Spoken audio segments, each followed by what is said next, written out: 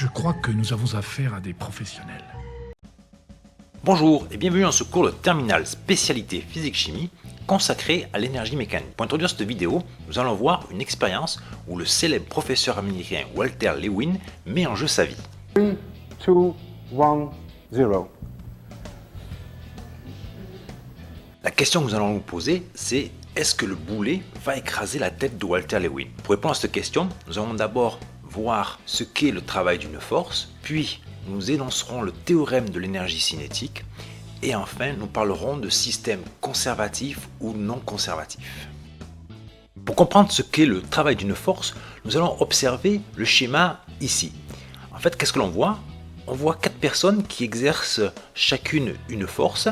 Ces forces sont donc différentes et elles ont en commun leur intensité. Vous voyez que les 4 forces ont la même intensité. Donc le but de ces personnes, c'est de déplacer la voiture de A vers B. Donc on va se poser la question suivante, quelle est celle qui aura l'action la plus efficace pour déplacer justement la voiture de A vers B? Je vais commencer par la personne 2. L'action de sa force pour déplacer la voiture de A vers B sera positive. Elle va bien réussir à la faire se déplacer de A vers B et ça sera la personne qui aura l'action la plus efficace. Regardez, si je compare maintenant avec la personne 1, son action sera aussi positive, c'est-à-dire qu'elle va faire avancer la voiture, mais ce sera moins efficace, malgré qu'elle exerce la force avec la même intensité. La personne 3, elle, son action sera nulle. Pourquoi? Parce qu'elle va exercer une force dont la direction est perpendiculaire au déplacement voulu de la voiture. Donc son action n'aura aucune conséquence sur le déplacement de la voiture. La personne 4, pour finir, elle, son action sera négative. Pourquoi? Elle exerce une force dans la bonne direction mais de sens opposé au déplacement voulu. Donc son action va être négative par rapport à ce que l'on veut faire. Pour exprimer l'efficacité d'une force, on va donc utiliser la notion de travail. Alors voilà la définition du travail d'une force qui se déplace entre les points A et B. Ce travail est défini ainsi, c'est le produit scalaire. Vous voyez l'opération, le petit point là, c'est une opération entre deux vecteurs qu'on appelle le produit scalaire.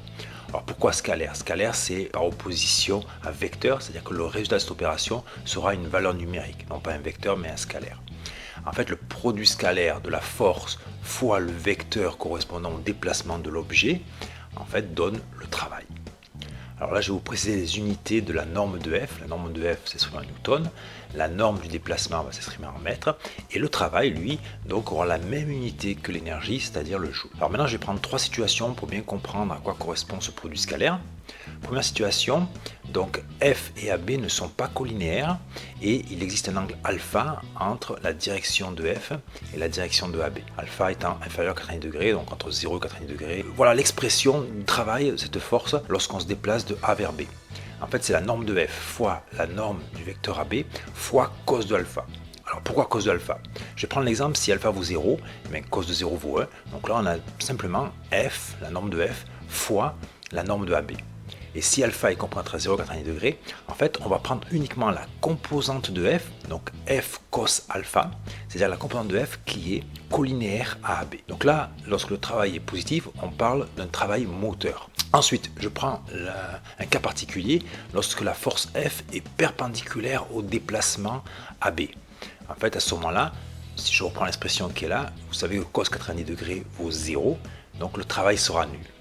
Et ça revient à dire en fait que la projection de F sur AB est nulle. Enfin, si l'angle est supérieur à 90 degrés, donc là, c'est le même principe, on va avoir la même formule W égale F fois AB fois cos de alpha, mais cette fois-ci, comme alpha est supérieur à 90 degrés, le cos sera négatif, donc le travail sera négatif. Et là, on va parler de travail résistant.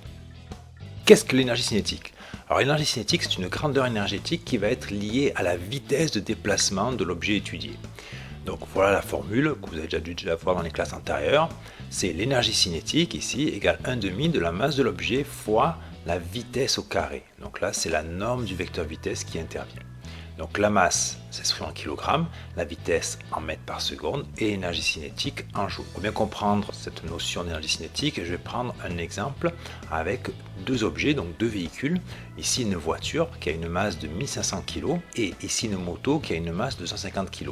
Les 2 véhicules se déplacent à la même vitesse, 100 km/h, 100 km/h.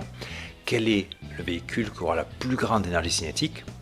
En fait, c'est celui qui aura la plus grande masse. Donc on peut dire que l'énergie cinétique de la voiture est plus grande que l'énergie cinétique de la moto. Quel est l'énoncé du théorème de l'énergie cinétique? En fait, il s'énonce ainsi: la variation d'énergie cinétique d'un objet est égale à la somme des travaux exercer cet objet sur un déplacement donné. Voilà l'énoncé de théorème d'énergie cinétique traduit sous forme d'équation. Donc la variation d'énergie cinétique, ça revient à faire la différence entre l'énergie cinétique au point final moins l'énergie cinétique au point initial. Et ça va être égal donc à la somme de tous les travaux lorsqu'ils se déplacent de A vers B. Alors pour bien le comprendre, on va reprendre l'exemple de notre voiture et des 4 personnes qui la poussaient. Imaginons que la somme des travaux est positive. C'était le cas lorsque les personnes 1 et 2 poussaient la voiture. Alors qu'est-ce qui va se passer? La variation d'énergie cinétique sera positive. Donc dit autrement, la vitesse de la voiture va augmenter. Ensuite, maintenant si la somme des travaux est nulle, c'est lorsque uniquement la personne 3 poussait la voiture, à ce moment-là, la variation d'énergie cinétique va être nulle, donc la vitesse va être conservée entre les points A et B, donc vitesse constante. Troisième situation, la somme des travaux est négative, là c'est uniquement si la personne 4 pousse la voiture. À ce moment-là, la variation d'énergie cinétique sera négative. Donc, dit autrement, la vitesse en B sera inférieure à la vitesse en A. Donc, on peut dire que la vitesse a diminué. On distingue deux types de forces. Pour les différencier, je vais utiliser le schéma suivant, où l'on voit un même objet, donc ici situé à un point A, puis ici à un point B. Donc, pour se déplacer de ce point A à ce point B, il va subir une ou plusieurs forces. Et ainsi, on va distinguer deux chemins possibles. Soit il se déplace de manière rectiligne, donc c'est le chemin 1, ou de manière différente, et ça sera le chemin 2. Première situation, le travail de la force qui va agir sur l'objet entre A et B dépend du chemin suivi. Alors ça, c'est le cas des forces de frottement ou des forces motrices. À ce moment-là, le travail sur le chemin d'une de ces forces sera différent par rapport au chemin 2. En général, comme la distance du chemin 2 est plus grande que le chemin 1, ça sera le travail du chemin 1 qui sera inférieur au travail sur le chemin 2. À ce moment-là, on va parler de force non conservative. Deuxième situation, le travail ne dépend pas du chemin suivi. Là, ce sera l'exemple du poids. Ainsi, si j'exprime le travail du poids pour passer du point A au point B, ce travail est indépendant du chemin. Donc là, on va dire que le poids est une force conservative. Alors nous, en terminale, pour faire simple, on va considérer que le poids sera la seule force conservative que l'on va traiter. Et par contre, tout ce qui est force motrice, force de frottement, ce sont des forces dites non conservatives. Qu'est-ce que l'énergie potentielle? On définit l'énergie potentielle pour chaque force conservative. Nous, on vient de voir qu'on va utiliser qu'une seule force conservative, il s'agit du poids. Donc on va définir uniquement l'énergie potentielle du poids qu'on appelle l'énergie potentielle de pesanteur. Alors pour ça, je vais utiliser le schéma suivant qui représente un objet, donc un pallet on va dire, qui pèse 1 kg. Et vous voyez ici il y a une main qui va faire s'élever le pallet d'une hauteur H du point A au point B.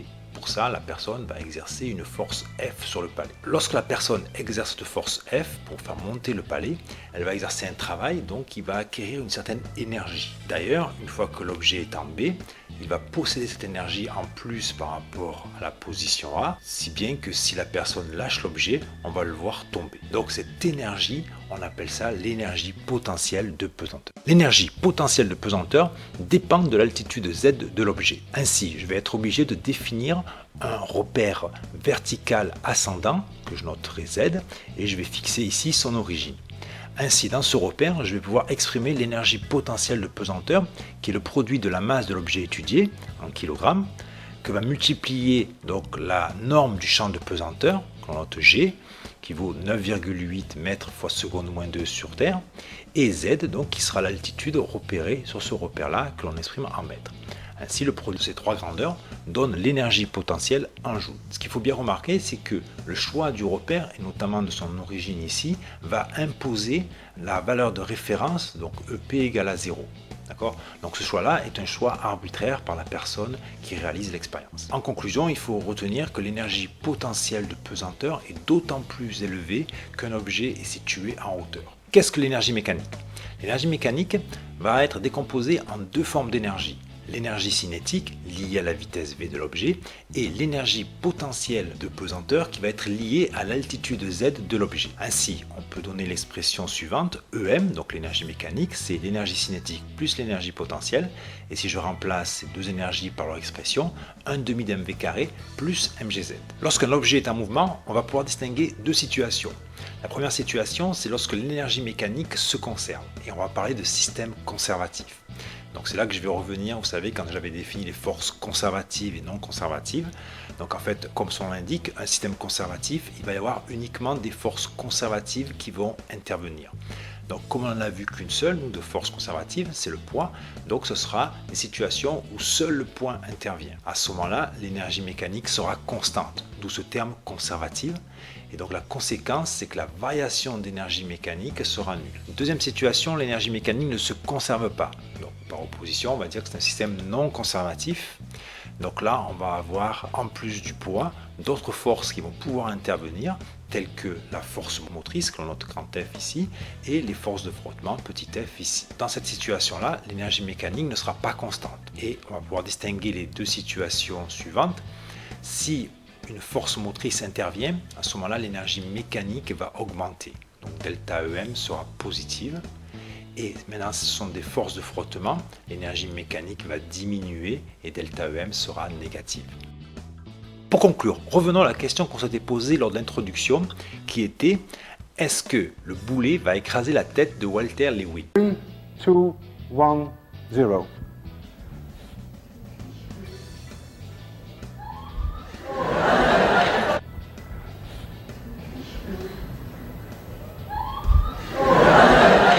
La réponse, bien sûr, est non. Alors, pourquoi?